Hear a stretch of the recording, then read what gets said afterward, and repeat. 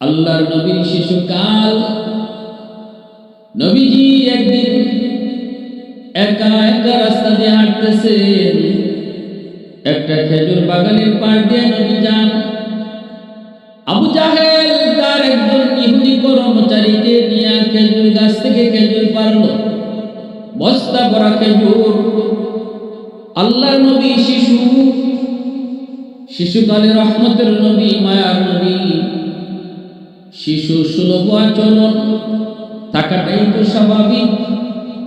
তাও তো আবার চাচা। আবু জাহেলকে যায় বললেন, চাচা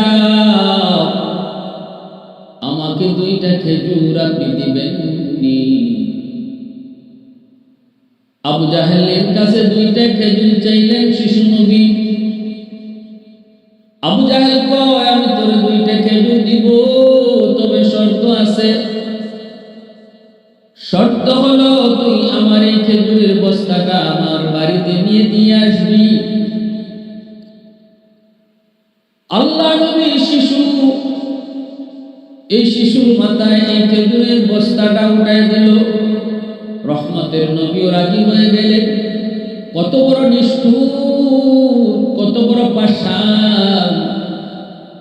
তারা বড় শক্তিশালী, তারা নিতে পারত, কিন্তু নবীর মাথায় এই খেজুরের বস্তাটা উঠায় দিল। আল্লাহর নবী খেজুরের বস্তা মাথায় নিয়ে যাইতেছেন 2টা খেজুর পাওয়ার লোভে, 2টা খেজুর পাওয়ার আশায়।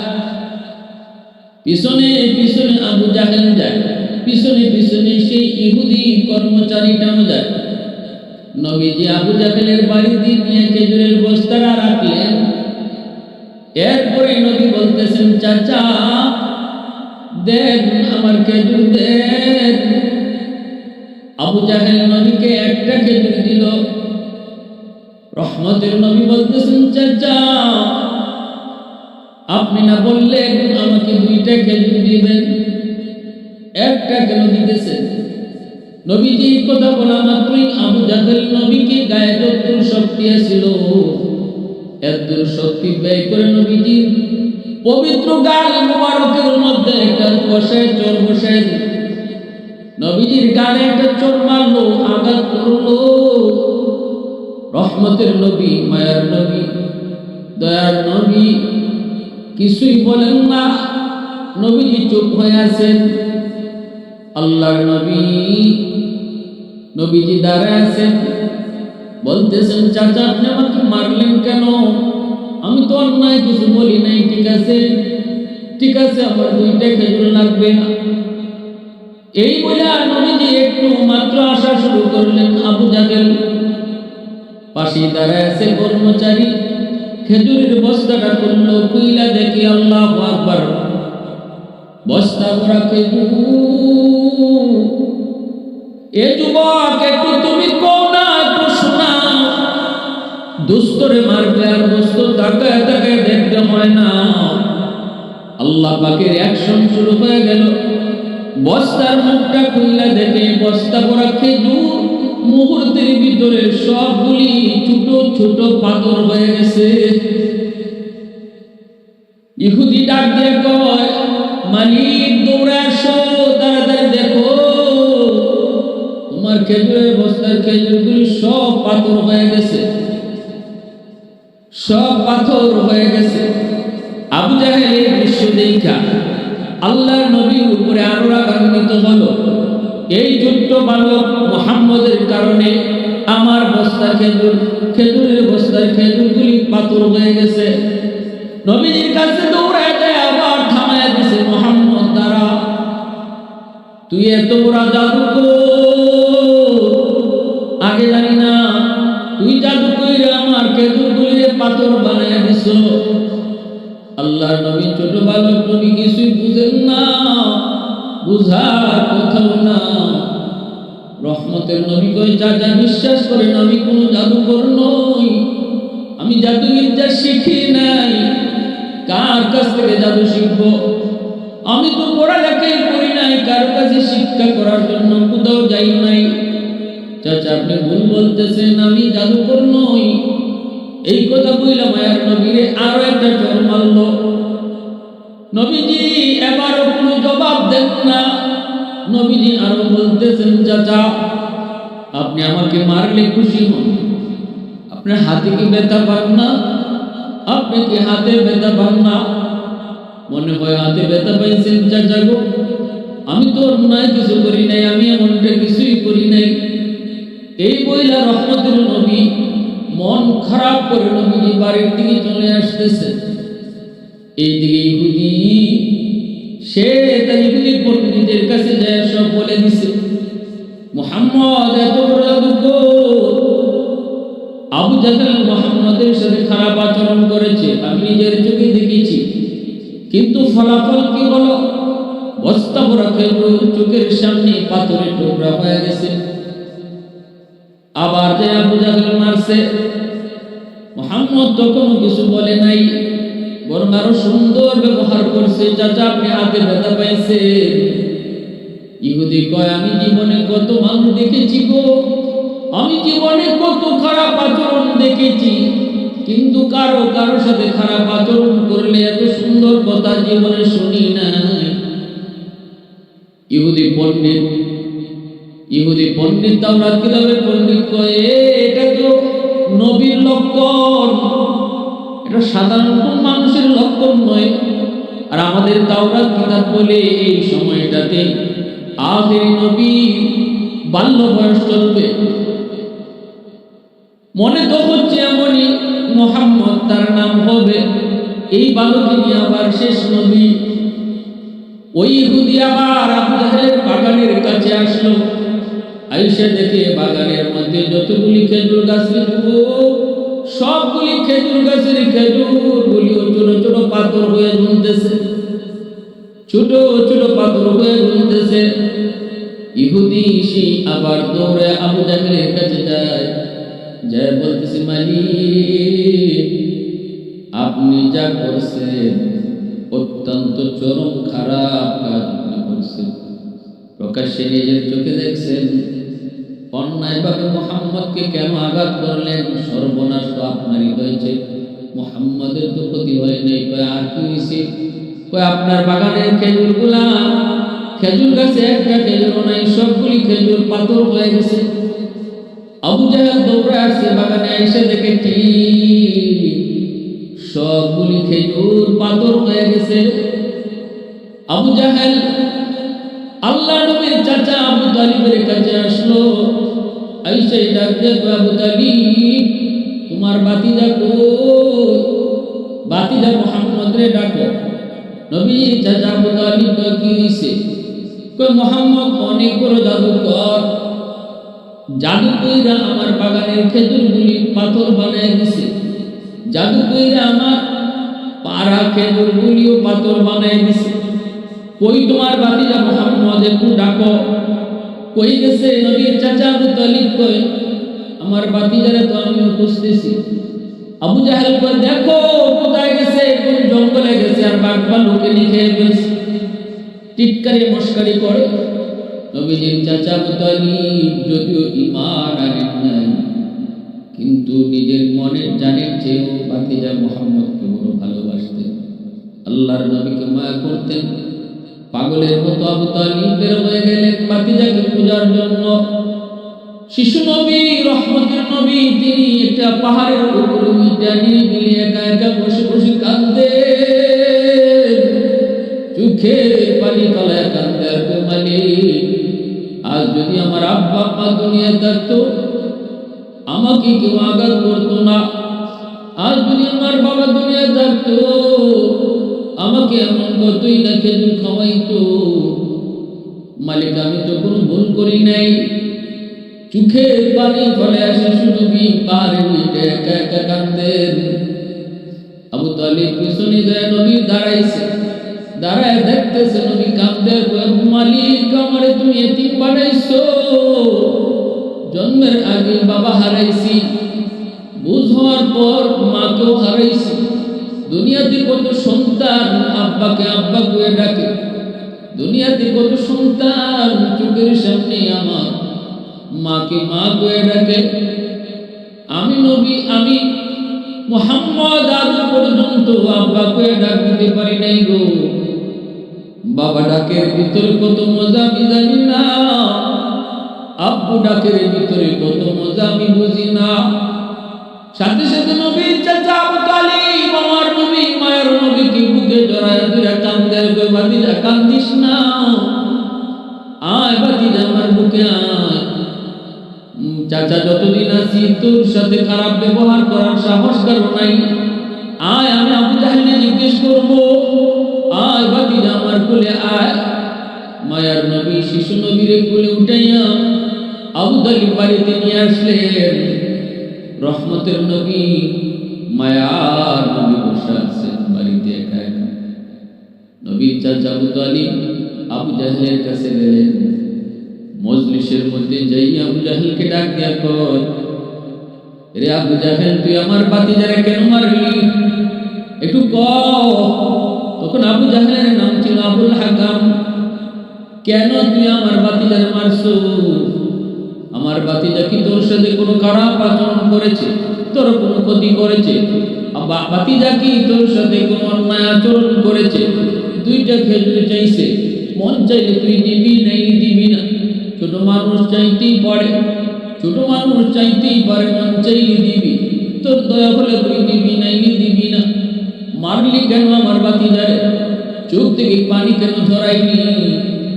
মনে রাখিস আমার এই ভাতিজা মোহাম্মদ সাধারণ কোনো বালক নয়, আমার ভাতিজা জাদুকর নয়, কিন্তু তার চোখের পানি পিতা যায় না আবু জাহেল। এই চোখের পানিতে তোর সকল সব কিছু জলে পরিচাই হবে।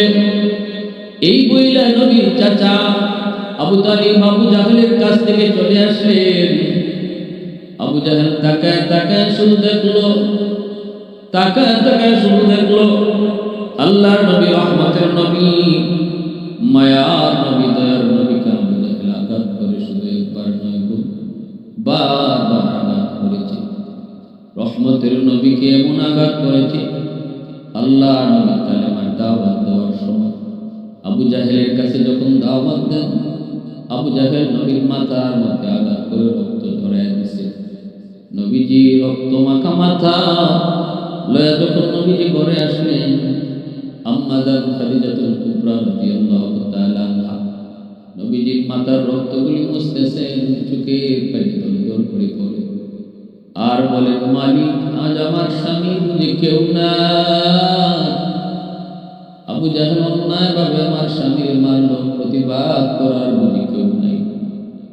এইদিকে নবীর চাচা আমির হামজা, তখনও তিনি কালেমা পড়ে মুসলমান হন নাই, শিকারী ছিলেন, হরিণ শিকারে বের হয়েছে। একটা হরিণ আজকে পান নাই, একটা তীর মাত্র বাকি আছে। শেষমেশ একটা হরিণ পাইলেন, তীরও একটা হরিণও একটা। নবীর চাচা আমির হামজা তিনি এবার তীরটা ধরলেন, হরিণের দিকে মাত্র মারবেন, সাথে সাথে মালিক হরিণের জবান আল্লাহ খুলে দিলেন। হরিণ ডাক দেয়া কয়, এ হামজা আমাকে তীর মাইরা তীরটা নষ্ট করো না, এই তীরটা আবু জাহেলের জন্য রাখো, কারণ তোমার রক্তের ভাতিজা মুহাম্মদের মাথায় আবু জাহেল আঘাত করে রক্ত ঝরায় গেছে। এরে হামজা একটু কম, মুহাম্মদের রক্ত তো তোমার নিজের রক্ত, একটু কি মায়া লাগে না, একটু কি দয়া লাগে না, একটু কি দরদ হয় না? কথা শোনা মাত্রই আমির হামজা তীর আর মারলেন না, হরিণের মুহাম্মদের পরিচয় শোনায়, হরিণের নবীর পরিচয় শোনায়। আমির হামজা অবাক হয়ে দৌড়ে বাড়িতে আসলেন। আইলেন এসে দেখেন আম্মা জান খাদিজাতুল কুবরা রাদিয়াল্লাহু তাআলা আনহার কোলে নবীর মাথা, আর আম্মা জান কাঁদতেছেন, বলতেছেন আজ বুঝি আমার স্বামীর কেউ নাই। আমির হামজা ডাক দিয়ে কয়, খাদিজা কান্দিস না, এরে মুহাম্মদের ভাতিজা হামজা এখনো মরে যায় নাই, যায় নাই, হামজা এখনো দুনিয়ায় জীবিত। আমার ভাতিজারে যে মারছে তার বদলা আমি নিব। কি হয়েছে ভাতিজা বল? নবীজি কয়, চাচা আমি বেশি কিছু বলি নাই, কালেমার দাওয়াত দিয়েছিলাম, এর দূরে আমার অপরাধ। আমার নবীর সমবয়সের বলেন আমির হামজা যদিও চাচা ভাতিজা কিন্তু বয়স সেম সেম, ছোটবেলা একসাথে খেলাধুলা করে বড় হয়েছেন, একসাথেই চলছেন, এজন্য ভাতিজার প্রতি মায়া দরদ বেশি। কিন্তু আমির হামজার নেশা ছিল শিকার করা। এই দিন নবীর কালেমার দাওয়াত দিতে যায় কি কইতেছে খবর রাখতেন না। জঙ্গলের হরিণ যখন আমির হামজারে পাঠায়, আর বুঝতে বাকি রইল না আমার ভাতিজা সাধারণ কোনো মানুষ নয়, আল্লাহর পয়গম্বর। আমির হামজা তলোয়ারটা নিয়ে আবু জাহেলের বাড়িতে গেলেন, যা দেখেন আবু জাহেল রঙ্গমঞ্চ তৈরি করেছে, বন্ধুদেরকে নিয়ে বসা, আর শুধু বলতেছে মুহাম্মাদের মাথা ফাটে আইছি, হাসি তামাশা করে। ঢুককেই আমির হামজা হুঙ্কার দিলেন, এ আবু জাহেল থাম থাম, রঙ্গ করার প্রয়োজন নাই, তুই আমার ভাতিজারে কেন মারছো? এরে তুই কি জানোস না এইটা কার ভাতিজা? তুই কি জানোস না মুহাম্মাদের রক্ত আমার রক্ত? আর তুই কি আমি হামজারে চিনোস না? ভালো করে তুই চিনোস, কেন মারছো? তাড়াতাড়ি কর। আবু জাহেল কয়, হামজা একটু ঠান্ডা হও, শান্ত হও, একটু তোমারে বুঝায় কই। কিন্তু নবীর চাচা আমির হামজা কয়, শান্ত হওয়ার সময় নাই, দ্রুত বল, কেন মারছো? আবু জাহেল কয়, বাপ দাদার ধর্ম চাইরা নতুন ধর্মের দাওয়াত দেয়, কি করব তো কও। সাথে সাথে আমির হামজা তলোয়ার দিয়ে আবু জাহেলের মাথার মধ্যে ঠাস করে বসায় দিলেন। যেইভাবে নবীর মাথায় মারছে, এইভাবে আমির হামজা আবু জাহেলের মাথায় মারলেন। ফিনকি দিয়ে রক্ত বের হয়। সাথী সঙ্গীরা আবু জাহেলের চেলা চামড় করা দাঁড়ায় গেছে হামজারে ধরবে। এমনি আবু জাহেল ডাক দিয়ে, থাম, তোরা কেউ উঠবি না, হামজার গায়ে কেউ টাচ করবি না, কারণ হামজারে তোরা না চিনলো আমি ভালো করে চিনি। আগুন যদ্দূর আছে অদ্দূরই থাকতে দে, বাড়াবি না। হামজার গায়ে টাচ করে আগুন তোরা বাড়াইস না, আমি বিষয়টা বুঝতেছি। এ হামজা একটু ঠান্ডা হো ভাই, একটু শান্ত হো। কেমনে বাপদাদার ধর্ম চাইরা নতুন ধর্মের দাওয়াত দেয়, এজন্যই তো আমার গুসা উঠছে। আমিরে হামজা কয়, তাহলে শুনে রাখ, ইসলাম ধর্মের দাওয়াত দেওয়ার অপরাধে যদি আমার ভাতিজার গায়ে তুই হাত উঠাইতে পারবি, তাহলে আজকে তুই জেনে নে, তোর সমস্ত চেলাগুলার সামনে আমি ঘোষণা দিতেছি, আজ থেকে মক্কায় শুধু আমার ভাতিজা একা না, আমি চাচা হামজাও আজ থেকে কালেমা পড়ে মুসলমান হয়ে গেলাম। वहदत की हिफाजत नहीं बेकुवत बाजू, वहदत की हिफाजत नहीं बेकुवत बाजू, आती नहीं कुछ कामी हाथ ले खुदा दा, ऐ मर्द खुदा तुझको कुवत नहीं हासिल, जा बैठ किसी गार में अल्लाह को कर याद, जा बैठ किसी गार में अल्लाह को कर याद, ये सच है कि बातिल की तरफदार नहीं हम, गद्दार न समझो हमें, गद्दार नहीं हम, फूलों की तरह नरम मिजाज अपना है नाजो, हम तीर नहीं नेज़ा व तलवार नहीं हम, हम तीर नहीं नेज़ा व तलवार नहीं हम। এই আবু জাহেল আমার রাসূলকে একবার দুইবার না অসংখ্যবার আঘাত করেছে। বদরের যুদ্ধে আল্লাহ পাক অত্যন্ত কলঙ্কিতভাবে, অপমানিতভাবে আল্লাহ বদরের যুদ্ধে আবু জাহেলকে খতম করছে। তাও ছোট্ট দুইটা বালকের হাতে, কোনো বীর বাহাদুর সাহাবীর হাতে না। আল্লাহ বুঝাই দিয়েছে, যত বড় বাহাদুর হও, যত বড় অহংকারী হও, অহংকার যত বেশি হবে, পরিণতিটা অত্যন্ত লজ্জিত এবং লজ্জাজনক হবে। আবু জাহেলের পরিণতিটা অত্যন্ত লজ্জাজনক, অপমানিত মরণ হয়েছিল, মাথারে দ্বিখণ্ডিত করা হয়েছিল বদরে। আব্দুল্লাহ ইবনে মাসউদ রাদিয়াল্লাহু তাআলা আবু জাহেলের কল্লারে দ্বিখণ্ডিত কইরা রাসূলের সামনে নিয়ে কল্লা হাজির করেছিলেন। আর রাসূল বলেছিলেন, হাদ রাসু আদুবি ওয়া আদুবিল্লাহ, এটা মানুষের কল্লা না, এটা আল্লাহ এবং তার রাসূলের দুশমনের কল্লা। বুখারী শরীফ ইনতিসাল কিতাব মাগাজির মধ্যে এই আবু জাহেলের হত্যার বর্ণনা ইমাম বুখারী আছেন। ছোট্ট দুই বালক মুআজ আর মুআব্বাদের হাতে আল্লাহ পাক এই নাফরমানকে আল্লাহ খতম করছে। রাসূলকে শিশুকাল থেকে নিয়ে একদম রাসূলের নবুয়ত কালীন পর্যন্ত রাসূলের পদে পদে রাসূলকে কষ্ট দিয়েছে, রাসূলকে কষ্ট দিয়েছে। আল্লাহ এর উত্তম বদলা দিয়েছে। আল্লাহ আমাদের সবাইকে রাসূলের আদর্শ চলার তৌফিক আল্লাহ দান করুন।